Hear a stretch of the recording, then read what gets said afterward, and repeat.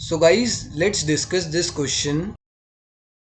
Question is, how can you find out the market supply curve from the individual supply curves? हम market supply curve कैसे निकाल सकते हैं from the individual supply curve? We can find the market supply curve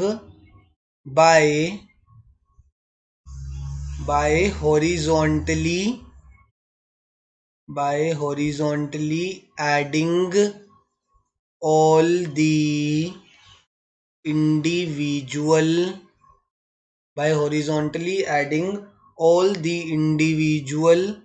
supply curves.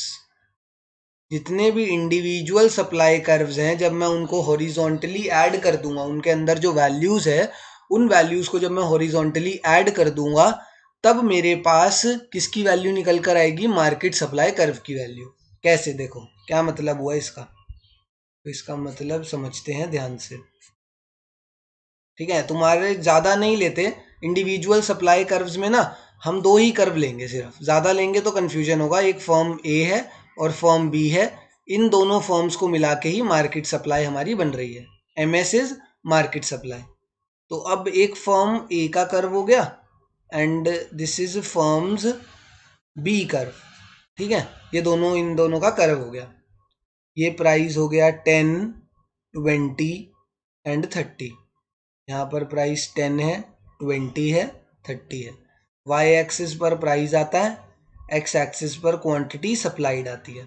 ठीक है, तो हमें किसको ऐड करना है? हॉरिजॉन्टली ऐड किसे करना है? हॉरिजॉन्टली ऐड हमें करना था क्वांटिटी सप्लाइड को. जितनी भी इंडिविजुअल सप्लाई कर्व्स की क्वांटिटी सप्लाइड वाली साइड है ना, उस सबको हॉरिजॉन्टली ऐड करना है.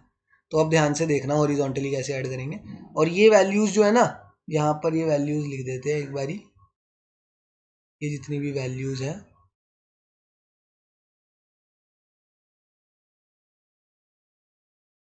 एक यहाँ पर मीट करा, एक ये वैल्यू आ गई, एक ये वैल्यू आ गई एंड ये भी ऊपर जाकर यहाँ पर मीट करेगा 30 पर, तो ये वैल्यू आ जाएगी. ठीक है, तो ये ले लेते हैं हम 10, 20, 30, 40, 50 एंड 60. तो अब ध्यान से देखना क्या करा है मैंने यहाँ पर. मैंने कुछ तुम्हें समझाने की कोशिश करता हूँ क्या कर रहा हूँ. ठीक है, जो सप्लाई ये है supply curve of b and this is supply curve of firm a. अब हमें क्या करना है? पहले निकालना है जब 10 प्राइस था तो उस पर मार्केट सप्लाई कितना है. तो जब ₹10 प्राइस है तो वहां पर फर्म ए का मार्केट सप्लाई कितना है? 10.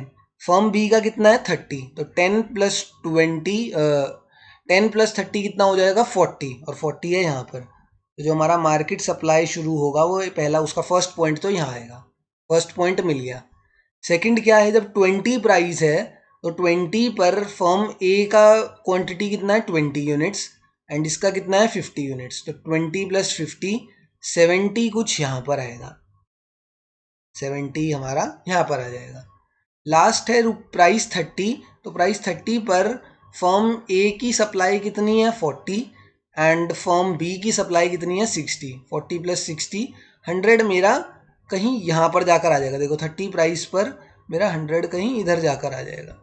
ठीक है, तो वो मेरा 100 इधर जाकर आ गया या और आगे जाकर आएगा. इधर नहीं, थोड़ा सा और आगे आएगा. ऐसे इसको ग्राफ को जब लेके जाएंगे ना, इस सप्लाई कर्व को थोड़ा सा आगे लेके जाएंगे तो यहाँ पर कहीं 100 आएगा. तो अब ये वाला जो मेरा सप्लाई कर्व है, ठीक है, इसको थोड़ा सा डार्क कर देते हैं. ये जो सप्लाई कर्व बन के आया है, कैसे आया ये? जब मैंने जितनी भी मेरी इंडिविजुअल सप्लाई कर्व्स थे उनको जब मैंने हॉरिजॉन्टली, हॉरिजॉन्टल का मतलब होता है साइडवेज में, जब मैंने इन इंडिविजुअल सप्लाई कर्व्स को हॉरिजॉन्टली ऐड करा तब मेरा मार्केट सप्लाई कर्व निकल कर आया. यही करना होता है. ये तो मैंने तुम्हें प्रैक्टिकली करके दिखा दिया. इसमें क्वेश्चन में नहीं मांगा था. क्वेश्चन में तो तुम्हें 1 मार्कर पूछा जाएगा कि how can you find the market supply from the individual supply curves.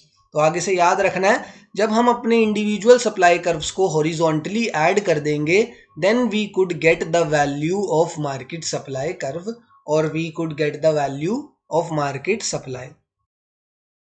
ठीक है ना? Thank you.